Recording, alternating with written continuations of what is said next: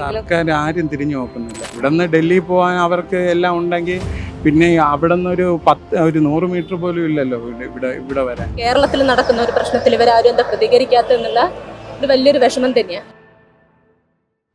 ഇപ്പൊ എത്ര നാളായി സമരം തുടങ്ങിയിട്ട്? ഇന്ന് 18ാം ദിവസം. 18ാം ദിവസം. ആരെങ്കിലും തിരിഞ്ഞു നോക്കിയോ? സർക്കാർ ആരും തിരിഞ്ഞു നോക്കുന്നില്ല. ഇവിടുന്ന് നീറ്റിന് വരെ ഇവിടെ നിന്നുള്ള നേതാക്കൾ അങ്ങ് ഡൽഹിയിൽ വരെ പോയിട്ടും ഇവിടെ ഇതിൻ്റെ ഫ്രണ്ടിൽ, ഈ സെക്രട്ടേറിയറ്റിൻ്റെ ഫ്രണ്ടിൽ ഇരിക്കുന്ന നമ്മളെ ഈ 18ാമത്തെ ദിവസം പോലും തിരിഞ്ഞു നോക്കാത്ത സർക്കാരാണ് ഇപ്പോൾ ഉള്ളത്. നമുക്ക് അർഹതപ്പെട്ടാണ് നമ്മൾ രാവും പകലും പഠിച്ച് നേടിയ റാങ്ക് ലിസ്റ്റുകളിൽ ഉള്ളവർക്ക് കൊടുക്കാതെ 10-50 ലക്ഷം രൂപ കൈക്കൂലി കൊടുക്കുന്നവരെ പ്രൊട്ടക്റ്റ് ചെയ്യുന്ന സർക്കാരാണ് ഇപ്പോൾ ഉള്ളത്.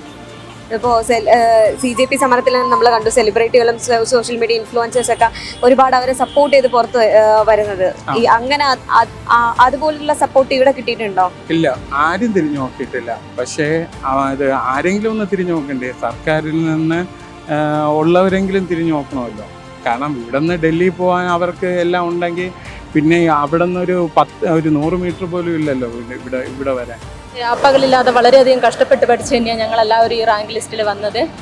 ഞങ്ങളൊക്കെ സ്വപ്നമാണ് ഈ ജോലി എന്ന് പറയുന്നത്. അപ്പം ദേശീയ തലത്തിലുള്ള ഈ ഒരു പ്രശ്നത്തിൽ ഇത്രയധികം ആൾക്കാർക്ക് ശ്രദ്ധിക്കാൻ പറ്റുമെങ്കിൽ, ഇത്രയും അടുത്ത് കേരളത്തിൽ നടക്കുന്ന ഒരു പ്രശ്നത്തിൽ ഇവരാരും എന്താ പ്രതികരിക്കാത്തെന്നുള്ള ഒരു വലിയൊരു വിഷമം തന്നെയാണ്. ഒരുപാട് സെലിബ്രിറ്റികൾ അവർക്ക് സപ്പോർട്ട് ചെയ്തുകൊണ്ട് വന്നിട്ടുണ്ട്. ടൊവിനോ തോമസ്, രഞ്ജിനി ഹരിദാസ്, അങ്ങനെ ഒരുപാട് ആൾക്കാർ. നമുക്ക് അങ്ങനെയുള്ള ഇത്രയും അടുത്ത് ഇങ്ങനെ ഒരു പ്രശ്നം നടന്നുകൊണ്ടിരിക്കുമ്പോൾ അത് പരിഹരിക്കാതെ ദൂരെയുള്ളതിനെ നോക്കി കാണുന്നതൊന്ന് ചിന്തിച്ചു നോക്കിയാൽ പോരെ.